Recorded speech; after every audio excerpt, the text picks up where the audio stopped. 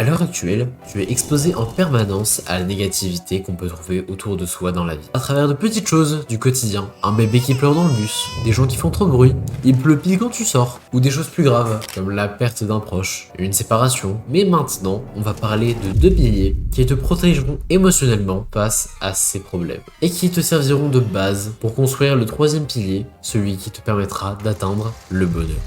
Si tu es malheureux, ce n'est pas uniquement puisque tu as vécu X ou Y événements, puisque certaines personnes tout à fait normales s'en seraient déjà remises. Et je ne dis pas ça pour vous rabaisser, je ne dis pas ça pour vous dire de faire comme telle ou telle personne. Je dis ça pour vous faire comprendre que si jamais vous seriez une personne avec un bon niveau de bonheur à la base, un problème ne pourrait pas autant vous ronger. Si jamais vous êtes malheureux, il y a de fortes chances que ce soit à cause de vos besoins humains non satisfaits. Citez-moi quelques besoins humains que vous connaissez. Le sommeil, la nourriture, le social. Bien joué, le dernier était pas très évident, mais il y en a bien d'autres que tu ne connais certainement pas, comme le besoin de sécurité ou le besoin d'appartenance, et encore d'autres. Et si tous ces besoins-là ne sont pas satisfaits, alors c'est simple, tu ne pourras pas être heureux. Si vous regardez pas mal de vidéos de développement personnel, c'est possible qu'on vous l'ait vendu comme une solution miracle à tous vos problèmes de bonheur. Mais le dépassement de soi est littéralement l'avant-dernier besoin de la pyramide, donc le deuxième moins important. Et en clair, on ne peut pas profiter de tous ces avantages sans avoir rempli certaines conditions avant. Mais de quelle pyramide je vous parle? Et bien depuis tout à l'heure, je ne fais que vous expliquer les bases de la pyramide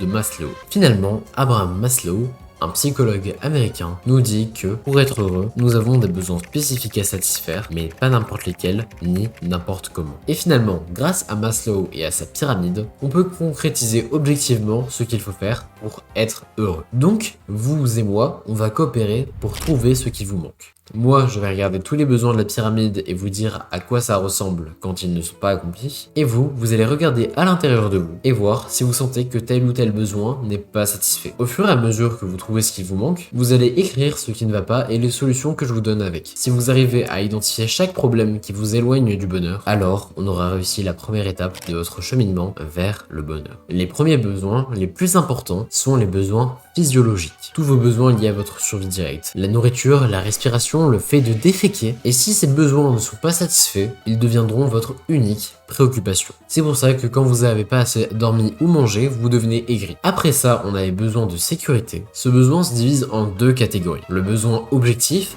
vous êtes en danger réel, et le besoin subjectif, là où vous ne vous sentez pas en sécurité, ce qui mène à des angoisses ou du stress injustifié. Et là, on peut y faire quelque chose. Vous allez prendre une grande inspiration par le nez et prendre conscience de votre situation actuelle d'un point de vue externe. Ensuite, pensez à toutes les circonstances qui font que vous ne risquez absolument rien. Tous les besoins précédents ont été des besoins difficiles à résoudre puisqu'ils ne dépendent pas intégralement de vous. Mais maintenant, on attaque les besoins où vous avez l'impact majeur. Le besoin d'amour et d'appartenance. Quand on parle d'amour ici, c'est pas nécessairement une relation intime. On peut aussi parler d'amour maternel ou fraternel. Pour l'appartenance, c'est ce qui fait que par exemple, on aime bien dire qu'on est abonné à Résilience sur YouTube. C'est le fait de sentir qu'on est sous un certain étendard et qu'on en est fier. Et pour accomplir ces besoins-ci, c'est simple, soyez une personne qu'on aime bien côtoyer. Soyez à l'écoute des autres et ouvert à la critique. Le besoin suivant est celui de la confiance en soi. S'il n'est pas accompli, vous risquez de souvent stresser pour des problèmes mineurs, par exemple un oral en cours. Et aussi de ne jamais oser vous mettre dans une situation un peu difficile puisque vous n'avez pas confiance en votre capacité à gérer cette même situation. Pour construire sa confiance en soi, il y a deux manières différentes. La première, c'est celle où on va compter sur notre entourage. On va souvent recevoir des compliments sur nos capacités et donc on va finir par croire qu'on a des bonnes capacités. Et la deuxième, celle où vous avez le contrôle, c'est celle où on va se prouver à soi-même qu'on a des bonnes capacités. Et pour ça, vous allez définir à quoi ressemble une personne parfaite et en se rapprochant de ce que vous avez imaginé quand j'ai dit personne parfaite, vous allez prendre confiance en vous. Et après ça, on a le besoin cognitif, le besoin d'apprendre par exemple. C'est pour ça que découvrir une nouvelle information qui peut réellement vous aider peut être des fois excitant. Le besoin suivant, c'est celui de l'esthétique.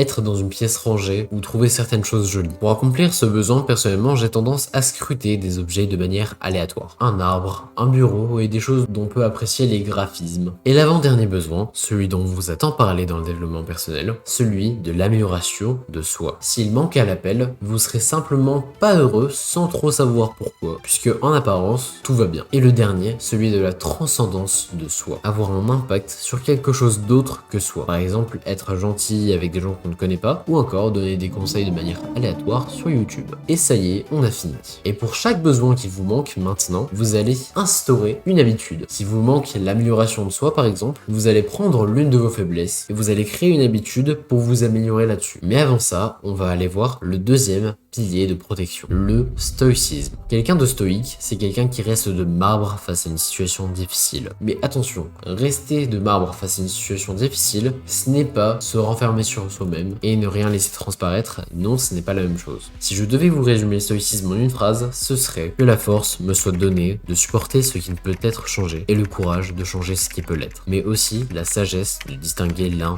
de l'autre. Le stoïcisme, ça se résume à accepter les choses sur lesquelles on n'a pas d'impact, plutôt que par exemple faire une fixette sur un bébé qui pleure dans un avion. Et donc de mettre toute votre attention sur ce même bébé, ce qui aura pour seul effet d'amplifier votre perception du cri. Ce n'est qu'un exemple du stoïcisme, mais le stoïcisme est un vrai mindset quotidien à appliquer. Le stoïcisme consiste aussi au fait de contrôler ses émotions. Attention, pas les réprimer, les contrôler. Dans un cas où une personne en colère non stoïque peut commencer à crier ou à être aigrie parce qu'un bébé pleure, ce qui aura pour seul effet d'empirer encore son voyage, une personne stoïque essaiera d'optimiser tout ce qu'elle peut de son côté pour passer le meilleur voyage possible. Ce ne sera certainement pas le meilleur voyage de sa vie, mais ce sera beaucoup mieux que celui de l'autre aigri. Donc, pour pouvoir se comporter comme un vrai stoïcien, on va devoir changer notre perception des événements sous deux formes différentes. La première est d'en tirer un apprentissage et de se demander qu'est-ce qu'on peut tirer de cet échec. Ici, ça peut être d'acheter des bouchons d'oreilles pour le retour. Et la deuxième va être de comprendre que les émotions négatives sont avant tout de l'énergie à utiliser comme on le souhaite. Soit vous pouvez laisser cette énergie vous détruire de l'intérieur, soit vous pouvez l'utiliser à votre avantage pour améliorer votre vie personnelle. Et ça dépendra de votre perception de l'événement. Si vous êtes une victime de l'événement ou si vous êtes un acteur de l'événement. Si vous vous mettez en tant que victime, vous allez certes pouvoir vous plaindre, mais à cause de ça, vous n'allez pas changer votre perception et vous serez donc bloqué dans une situation douloureuse. Alors que si vous êtes acteur, vous n'aurez pas le droit de vous plaindre, certes, mais vous pourrez changer de situation. La différence entre la perception de victime et d'acteur, c'est que la victime va rejeter la faute sur tout sauf lui. Là où l'acteur va prendre toute sa responsabilité face à la situation, même quand ce n'est pas de sa faute, et finalement apprendre de son erreur, aussi petite qu'elle soit. Le stoïcisme, ça veut aussi dire se suffire à soi-même pour son propre bonheur, et ne pas compter sur les autres par rapport à ce dernier. Tout le bonheur que vous gagnerez par rapport à par exemple des interactions sociales, que vous pouvez complètement perdre du jour au lendemain, ce n'est que un bonus. Maintenant que vous avez la meilleure base possible pour ne plus être sensible au malheur, il est désormais temps de pouvoir profiter du bonheur que vous avez avec de la gratitude. C'est simple, vous allez prendre l'habitude à des moments aléatoires de votre journée de vous rappeler à quel point vous avez de la chance, puisque vous avez vos deux bras, vos poumons fonctionnent correctement, que vous avez simplement la chance de vivre et d'avoir la possibilité de voir ce qu'il y a autour de vous et d'entendre ce que je vous dis actuellement, là où d'autres n'ont pas ces chances-là. Il n'y a pas nécessairement besoin de devenir aveugle pour réaliser la chance qu'on a de voir. Profitez-en maintenant avant qu'il soit trop tard pour pouvoir penser merci.